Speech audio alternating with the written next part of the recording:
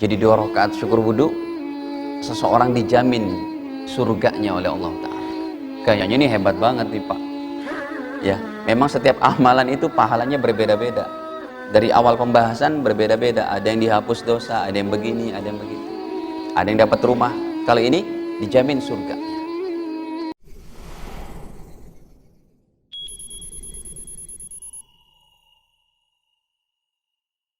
Allahu wabarakatuh. Alhamdulillah. Alhamdulillahilladzi waffaqa man syaa min 'ibadihi li afdhali ta'at wa iktisabi akmalil kamalat. Asyhadu an la ilaha illallah wahdahu la syarika lah, al-muttasi bi jami'i sifatil kamalat. Wa asyhadu anna sayyidana wa nabiyyana Muhammadan 'abduhu wa rasuluhu afdhalul makhluqat. Sallallahu alaihi wa ala alihi wa sahbihi al-anjamin nirat. Salatan wa salaman daimaini ma damatul ardu was samawat. Amma ba'd. Faya ma'asyaral muslimin wal muslimat, usikum wa nafsi bitaqwallah faqad fazal muttaqun. Qala Allah Ta'ala, ya ayyuhalladzina amanu taqullaha haqqa tuqatih wa la tamutunna illa wa antum muslimun. Alhamdulillah, para hadirin kaum muslimin wal muslimat, para jamaah yang dirahmati Allah Ta'ala. Sebelumnya marilah senantiasa kita panjatkan puji syukur kehadiratnya atas segala limpahan nikmatnya pada kita semua, terutama sekali nikmat iman, Islam, sehat, afiat. Salawat beserta salam semoga senantiasa tercurahkan kepada Nabi mulia Baginda Muhammad sallallahu alaihi wasallam beserta keluarga, para sahabat, dan juga kita umatnya sampai akhir zaman kelak. Amin ya rabbal alamin. Para jemaah yang dirahmati Allah, kita masih dalam pembahasan hadis-hadis yang ringan diamalkannya tetapi pahalanya besar.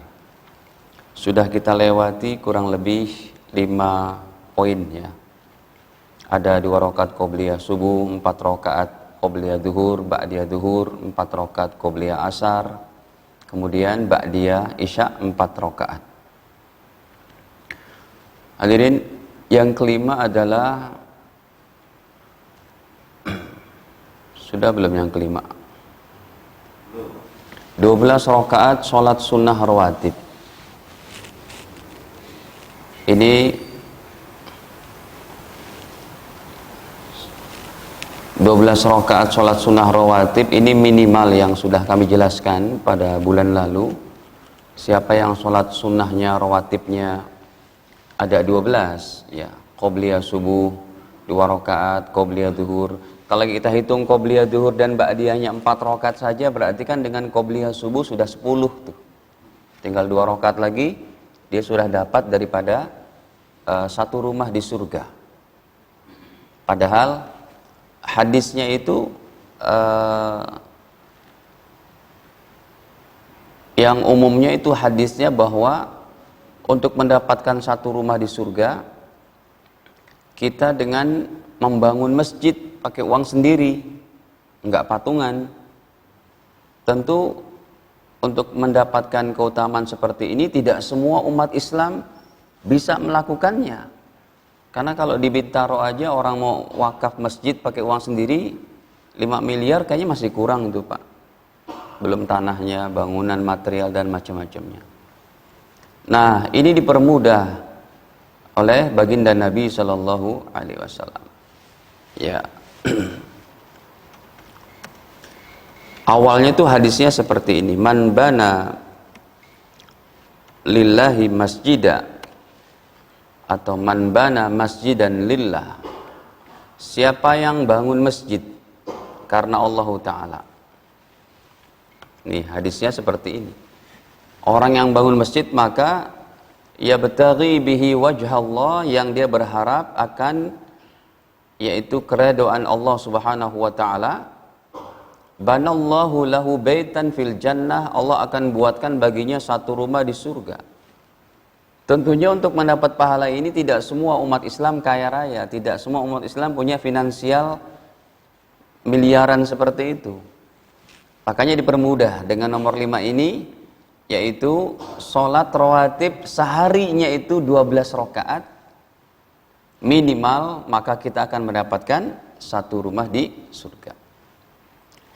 Baginda bersabda, man shalla isnatai asyrah rakaatan, siapa yang sholat 12 rakaat sholat sunnah fi yaumin wa lailatin, sehari semalamnya, bunyalahu bihin baitun fil jannah, maka Allah akan buatkan baginya satu rumah di surga. Para jamaah, amal-amal ringan ini memang dibuat oleh baginda Nabi, syariatnya semata-mata untuk bagaimana umat Islam pulang ke kampung akhirat membawa segudang amal soleh, membawa segudang daripada pahala kebaikan.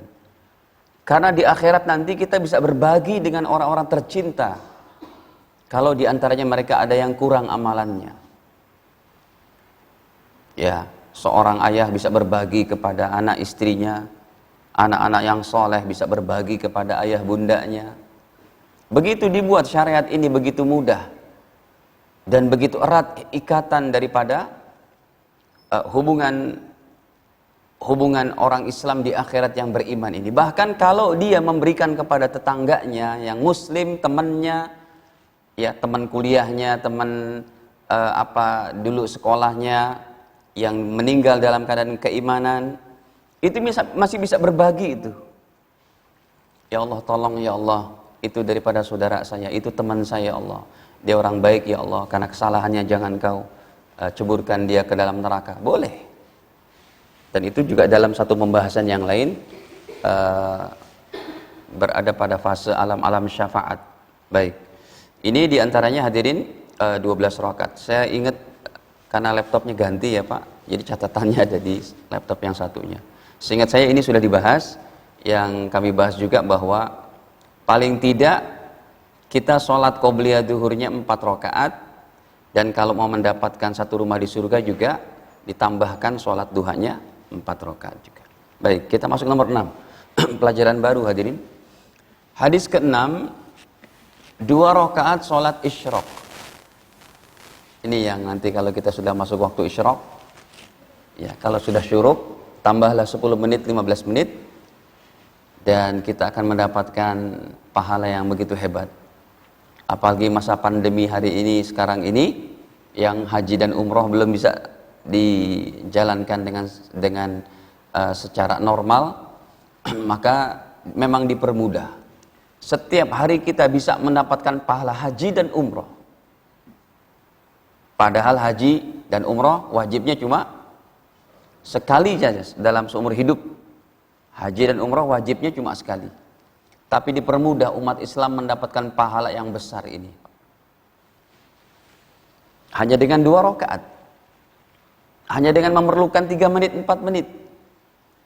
Tidak memerlukan finansial yang begitu besar. Waktu yang begitu lama. Kalau kita pergi haji saja, pakai yang ongkos reguler, itu bisa 40 juta, 50 jutaan. Itu pun waiting listnya bisa 10 sampai 20 tahun. Ya, kalau di Jawa Timur hari ini dia daftar, tahun ini daftar, insya Allah berangkatnya 2050, Pak. Kapan itu? 2049 gitu. Waiting listnya itu. Kalau yang naik yang plus, yang VIP, sekali berangkatnya bisa 11.000 US dollar. Ya, sekitar 150-160 juta. Itu pun waiting listnya 4 tahun. Kalau mau naik yang tahun ini bayar, tahun depan berangkat, pakai yang furoda, itu di atas 380 juta. Hampir setengah miliar. Berat. Tapi dipermudah. Bisa kita dapatkan tiap hari.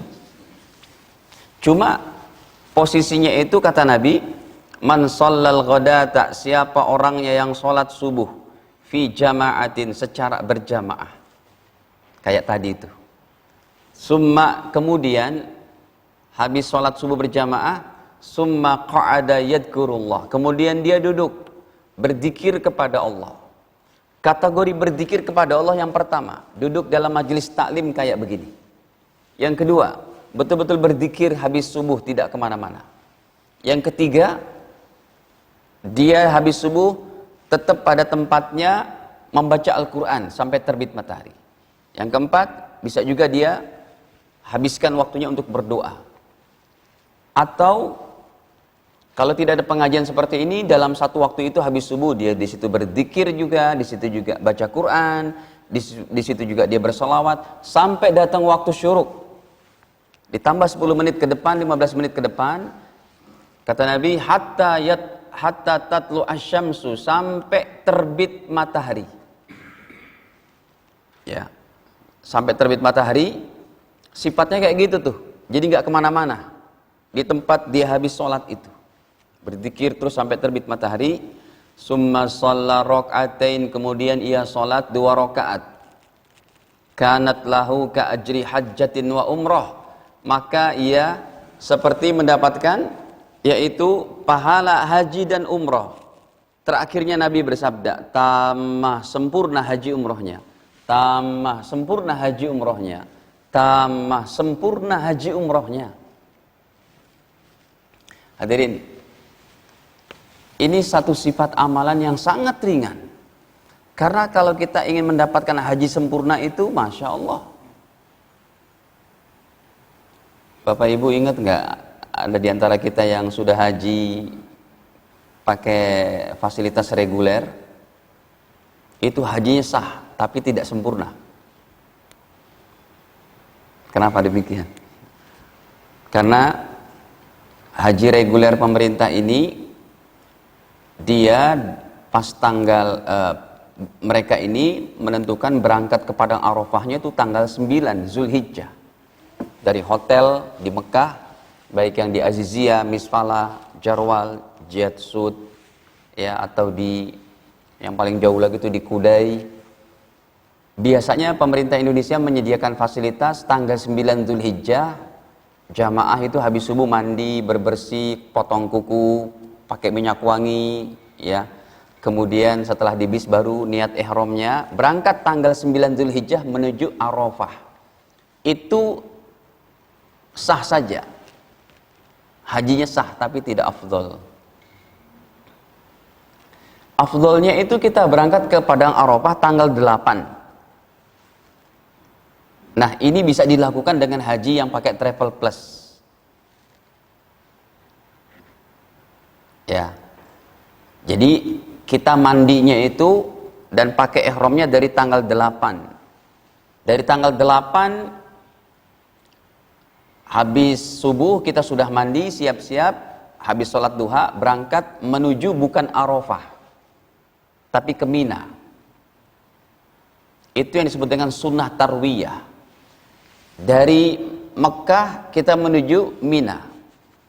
Di situ kita sholat 5 waktu sampai besoknya tanggal 9 Zulhijjah.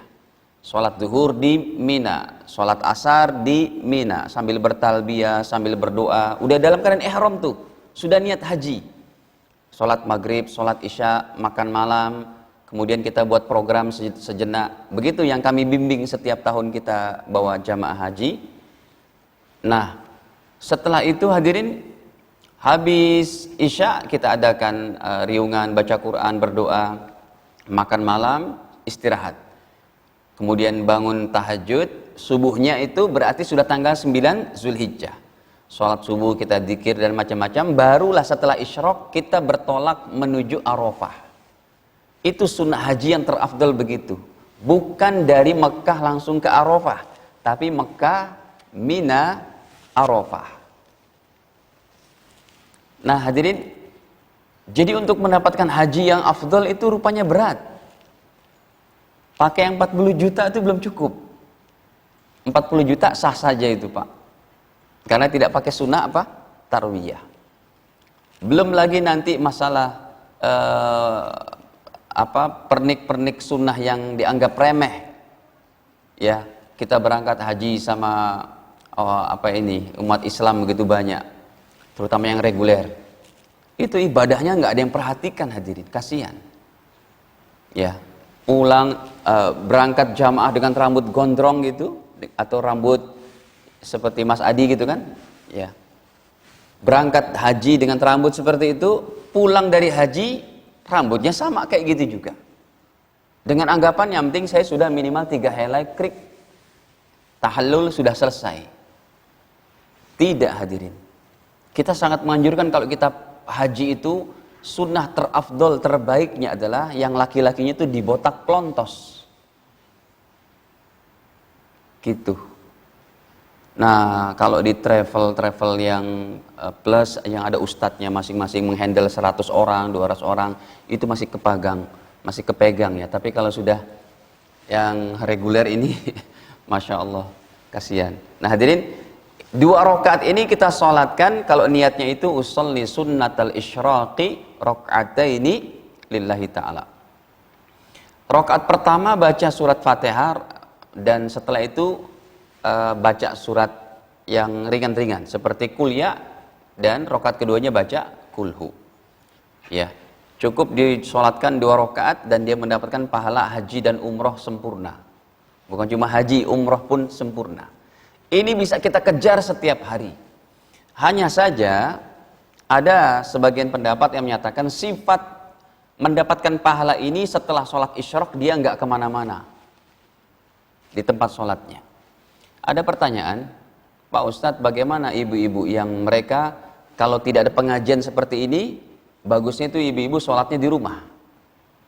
Paling afdolnya di rumah. Apakah diperkenankan ibu-ibu juga sholat isyraq di rumah?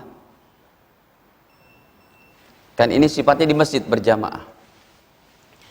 Jawabannya hadirin, bahwa bagi wanita muslimah yang nggak ada pengajian, kalau ada pengajian dia lebih afdol untuk sholat di sini dalam rangka ikut pengajian. Itu hukumnya terangkat dengan adanya taklim itu, adanya pengajian. Tapi kalau tidak ada pengajian, ya ibu-ibu sholat di masjid dapat pahala 27. Tetapi kalau sholatnya di rumah, kata Nabi, lebih baik. Nah, ketika ibu-ibu sholatnya di rumah, di musola rumahnya, di sejadah rumahnya itu yang dia sholat, kalau mau dapatkan sholat isyraq ini, si ibu itu juga tetap dalam keadaan di sejadahnya, tidak bergeming, berzikir sampai terbit matahari, sampai dia nanti waktunya sudah lewat 10 menit dari syuruknya, dari terbit matahari, dia sholatkan 2 rakaat, dia akan dapat pahala itu juga. Begitu.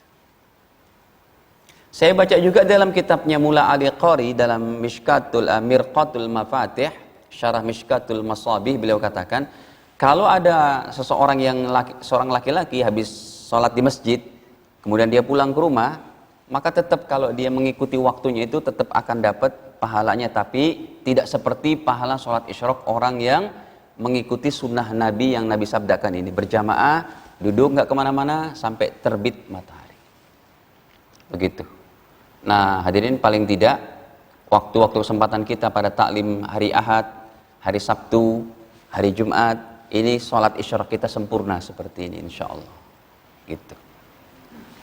Dah, itu yang keenam, sangat ringan.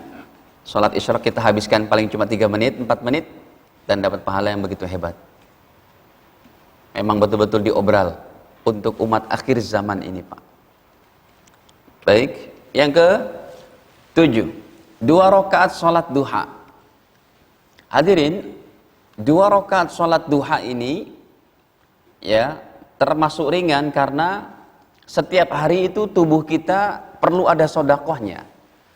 Nabi SAW sudah bersabda akan hadis ini, bahwa di setiap tubuh kita itu ada 360 persendian, pertemuan satu tulang dengan tulang yang lainnya, jumlahnya itu 360. Maka kata Nabi,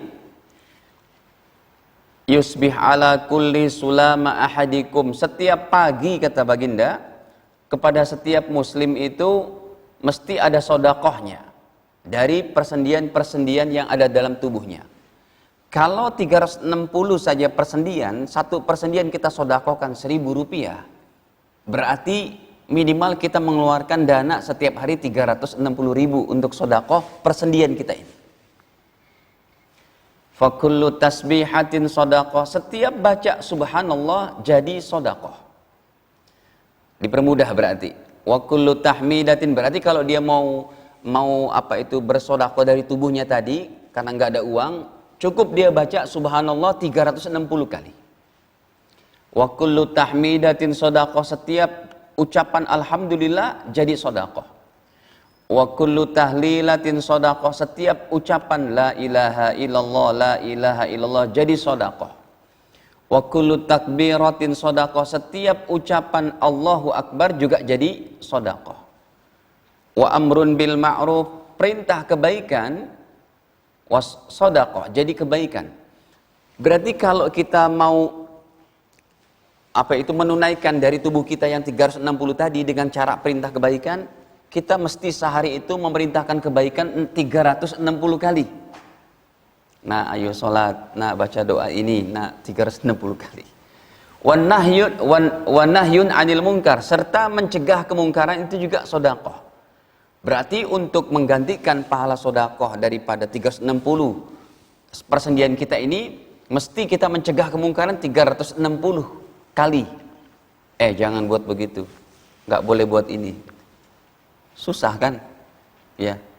Kemudian kata baginda, wa yujzi'u min dzalik, dan mencukupi akan perkara-perkara di atas yang tadi itu, ya 360 bersedekah begini gitu dan sebagainya. Kata Nabi, cukup dengan apa? Rakaatani yarka'uhuma minad duha. 2 rakaat salat duha cukup menggantikan itu semua. Menggantikan daripada pahala yang kita harus sedekah 360.000 sehari. Kalau setiap satu persendian Rp1.000, tasbihnya 360, cukup semuanya itu dengan 2 rakaat sholat duha. Nah, ini berarti memang kategori minimal sholat duha itu 2 rakaat. Yang terbanyaknya 12 rakaat. Sebagian ulama katakan terbanyaknya 8 rakaat. Tapi sholat duha tidak ada lebih dari 12 rakaat. Jadi kalau ada seorang udah sholat duha, waktunya masih banyak tuh, dia tidak ada aktivitas kesana kemari, dia mau sholat duha terus 14, 16 rakaat, 18, kita bilang tidak ada itu. Sholat duha termasuk sholat sunnah yang bilangannya tertentu, yaitu 12.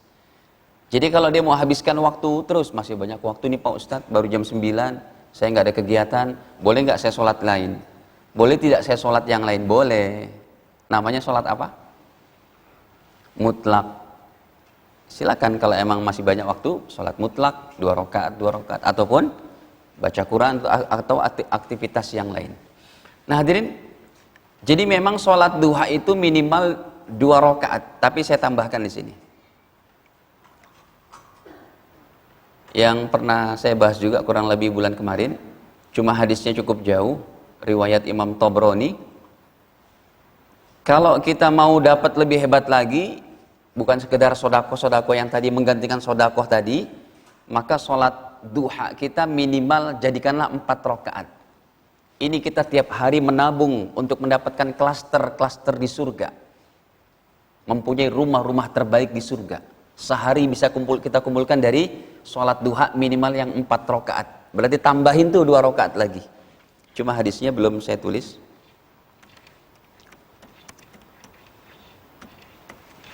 Cukup jauh juga riwayatnya, riwayat Imam Tabrani. Sebentar, dia ini dulu. Kata Nabi bahwa siapa yang sholat qobliyah zuhur 4 rakaat dan sholat duhanya 4 rakaat juga,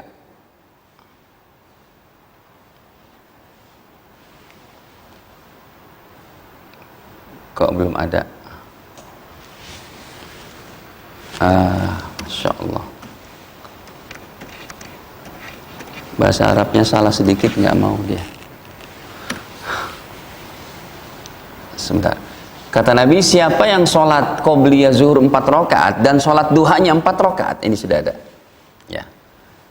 Hadirin, riwayatnya daripada Imam Tabrani ini, kata baginda, man sholat duha, siapa yang sholat duha, tambahan ini, maksudnya bukan pembahasan yang nomor 7-nya, tapi tambahan. Kalau kita mampu, laksanakanlah minimal duha kita 4 rakaat. Berarti dapat yang nomor 7 tadi dan juga dapat satu rumah di surga. Man sholat duha, siapa yang sholat duha, wa qoblal ula, serta sholat qobliyah duhur, arba'an 4 rakaat, bunyalahu baitun fil jannah, maka Allah akan buatkan satu rumah baginya, yaitu fil jannati, di dalam surga. Ringan banget hadirin. Padahal seseorang untuk membeli rumah di satu klaster yang paling mewah, katakan di Indonesia, yang satu rumahnya bisa berharga 80 miliar, seperti di Kelapa Gading itu, di Gading Teres ataupun Puri Gading, itu satu rumah berharga bisa 85-90 miliar. Kayaknya nggak semua orang bisa seperti itu.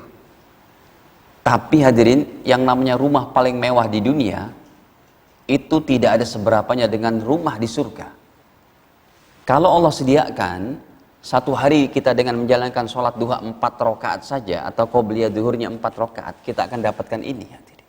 Setiap hari bisa kita cicil seperti itu. Ya, memperbanyak daripada pahala-pahala di akhirat. Inilah yang Nabi kehendaki, yang Nabi inginkan. Setiap kita buat satu amalan, kita hadirkan apa benefitnya. Sehingga amal seorang muslim, seorang muslimah bisa dikatakan amal itu berroh. Amal itu bernyawa. Amal itu punya satu kekuatan, punya satu kebaikan yang dia tuju, sehingga betul-betul sholatnya menjadi penuh dengan konsentrasi batin dan juga memberikan hak-hak sholat itu. Wah, saya mau sholat duha ini 4 rakaat. Kenapa? Karena Allah menjanjikan saya satu rumah di surga. Ini saya ingat hadisnya riwayat Imam Tabrani. Jadi memang dalam mendapatkan pahala ini tidak boleh secara kebetulan. Pak Ustadz, saya dulu-dulu udah pernah sih sholat duha 4 rakaat, tapi belum tahu pahalanya. Belum dapat itu Pak. Belum dapat pahala ini. Karena pahala itu tidak boleh secara kebetulan.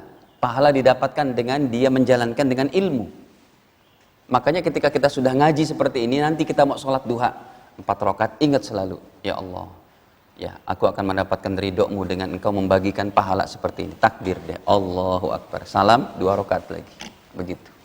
Itu yang dikehendaki oleh baginda Nabi. Setiap umat Islam mengamalkan satu amalan yang dia paham, nggak mesti memahami substansi hadisnya, nomor berapa, ya lafaznya begini, tidak. Tapi secara umum saya udah belajar kalau sholat duha 4 rakaat pahalanya satu rumah di surga. Ataupun sholat duha 2 rakaat pahalanya adalah kita membebaskan sodako yang ada dalam tubuh kita 360 persendian tadi. Begitu dihadirkan.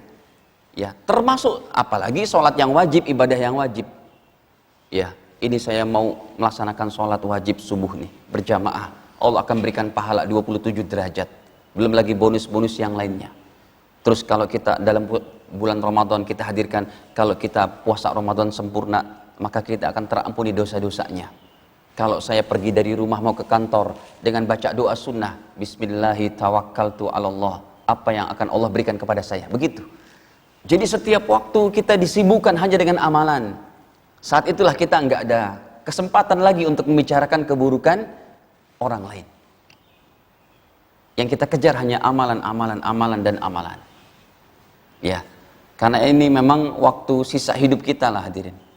Ya, saya katakan sisa hidup kita mau benar-benar habiskan dalam ibadah kepada Allah Ta'ala. Makanya kita cari ini, kita bongkar-bongkar hadisnya yang ringan-ringan seperti ini. Nomor 8.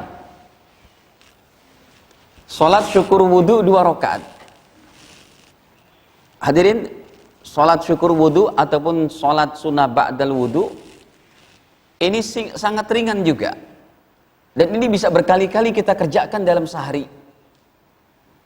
Sebab termasuk saya sangat kagum kepada seseorang, dia bukan ustadz, bukan ulama, tetapi ketika dia mau ke kantor berwudu dulu. Apalagi ditambah setelah wudunya sholat 2 rakaat syukur wudu. Di pertengahan jalan sampai kantornya wudunya sudah batal, buang angin lah atau apa. Sampai kantor dia perbaharui wudunya lagi. Saya salut kepada orang yang seperti itu. Sekalipun dia seorang profesional, seorang pedagang, bisnismen, ataupun seorang yang dia di luar daripada santrenan gitu, bukan ustadz, bukan ulama, tapi dia jaga air wudunya dan dia jaga sholat syukur wudunya, dia akan mendapatkan pahala berlipat-lipat. Ada orang dia dari sini, cuma dari sini ke Bekasi ya, di tengah jalannya tuh nggak ada rest area ya Pak, adanya nanti pas sampai sebelum Tambun itu ada rest area gitu ya. Jadi jangan kau siksa itu. Engkau mau jual berapa? Hamba budak sayamu ini. Dulu kan memang masih ada perbudakan. Disitulah Sayyidina Abu Bakar membeli, tujuannya untuk menjalankan perintah Allah. Merdekakanlah hamba-hamba Allah yang kamu miliki, kamu beli dengan uang-uangmu. Dibelilah oleh Sayyidina Abu Bakar. Lalu beliau berkata, wahai Bilal, kamu saya merdekakan. Nah, sekarang jadilah Bilal ini. Makanya seluruh pahala ibadahnya Bilal bin Rabah masuk ke dalam catatannya Sayyidina Abu Bakar. Bilal ini kebiasaannya, ya, beliau ditanya sama Nabi ketika sholat subuh, ya Bilal, wahai Bilal, hadisni bi arja amalin amil tahu fil Islam. Kasih tahu saya, kata baginda, amalan apakah yang paling kamu harapkan kebaikannya fil Islam, dalam Islam ini? Ya, kira-kira apa amalmu yang terhebat dalam Islam? Kenapa begitu wahai Bilal? Semalam kata Nabi, fa inni sami'tu dufana alaik. Sesungguhnya semalam aku telah diberikan wahyu oleh Allah, diberikan kabar, aku telah mendengar suara sandalmu berjalan-jalan di depanku fil jannah, di dalam surga. Ini mimpi aku ini wahai Bilal, menjadi wahyu. Kalau kamu itu sudah dijamin oleh Allah masuk surga. Karena mimpi para nabi jadi wahyu. Kalau mimpi kita terbagi 3 Pak. Yang pertama godaan setan, yang kedua bunga tidur, yang ketiga petunjuk Allah Ta'ala. Ya, mimpi kita terbagi 3 ini. Tapi kalau mimpi Nabi SAW menjadi wahyu. Mimpi kita terbagi dari 3 ini pun dari hadis Nabi. Contohnya godaan setan. Ya, kita didatengin dengan wajah yang serem dan macam-macam. Atau bunga tidur. Kita bermimpi sampai ke bulan, naik pesawat ulang-alik gitu ya. Atau petunjuk soleh yang benar dari Allah.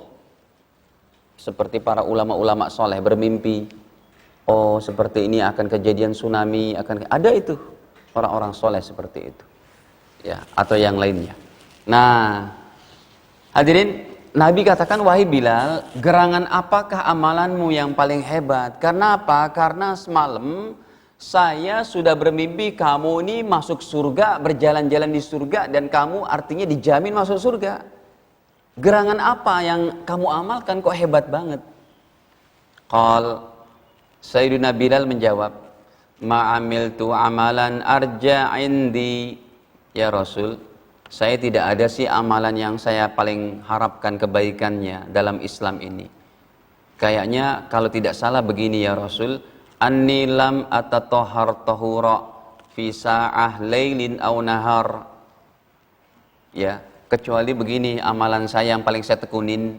Setiap kalau saya batal wudu, kemudian saya berwudu lagi. Baik itu siang, malam, pokoknya kalau kecuali dalam keadaan tertidur. Kalau tertidur kita wudunya batal, nggak bisa mengulang wudu kan, tertidur gitu. Pokoknya kalau saya dalam keadaan terjaga, siang atau malam, wudu saya batal, selalu saya ulang lagi wudunya. Begitu terus. Ya, illa shallaitu bidzalika tuhur, kecuali saya sholatkan 2 rakaat sholat syukur wudu. Ma kutiba li an usolli, apa yang telah Allah tentukan, yaitu daripada petunjuk Allah ini. Maka kata Nabi, oh inilah bidzalika nilta tilkal manzilah. Wahai Bilal, kamu mendapatkan derajatmu yang tinggi itu karena kamu sholat syukur wudu 2 rakaat yang kamu jaga. Jadi 2 rakaat syukur wudu, seseorang dijamin surganya oleh Allah Ta'ala. Kayaknya ini hebat banget nih Pak. Ya, memang setiap amalan itu pahalanya berbeda-beda. Dari awal pembahasan berbeda-beda. Ada yang dihapus dosa, ada yang begini, ada yang begitu. Ada yang dapat rumah. Kalau ini dijamin surganya. Nah, para jamaah yang dirahmati Allah, sholat kita setelah subuh ini, sebelum subuh, kan kata Nabi tidak ada sholat setelah azan subuh kecuali 2 rakaat. Ini jangan dipahami secara letterlek saja. Sebab kalau kita sholatnya cuma 2 rakaat, waktu tadi masih banyak. Kita mau tahiyat masjid, kita mau syukur wudu, kita mau qobliyah subuh, 2 rakaat sunnah fajar, berarti kan sudah berapa rakaat? 6 rakaat. Jadi yang dimaksudkan dalam hadis tidak ada sholat sunnah kecuali 2 rakaat setelah adzan subuh, itu maksudnya sholat sunnah qobliyah subuhnya. Kalau kita datang seperti tadi pas adzan masih ada 10 menit, posisinya bagaimana itu? Qobliyah subuh dulu kah? Tahiyat masjid dulu? Atau syukur wudu dulu? Gitu. Maka para ulama kita di sini menjawab, kalau waktu memang masih banyak, ya waktu masih 10 menit, posisi pertama yang kita kedepankan dari 3 macam sholat ini adalah sholat tahiyat masjid. Kalau memang setelah itu kita masih wudunya masih basah, barulah sholat ba'dal wudu 2 rakaat. Masih ada waktu lagi 4 menit, barulah di situ kita sholat apa? Qobliyah subuh. Begitu posisinya. Kecuali waktu tinggal 3 menit. Kan nggak mungkin menyolatkan 3 sholat tadi. Qobliyah, syukur wudu, sama tahiyat masjid. Waktu tinggal 3 menit. Nggak cukup. Maka hadirin para jamaah dirahmati Allah, ketika waktu sudah tinggal 3 menit, nggak cukup untuk 3 sholat 6 rakaat ini, maka para ulama katakan yang pertama sholatnya adalah cukup qobliyah subuh. Qobliyah subuh ini setelah itu iqomat, itu sudah mencukupi daripada sholat tahiyat masjid atau syukur wudunya. Yang kedua pendapatnya adalah niatnya digabung. Ini juga ada pendapatnya, niatnya digabung, ya tahiyat masjid, qobliyah subuh dan syukur wudu.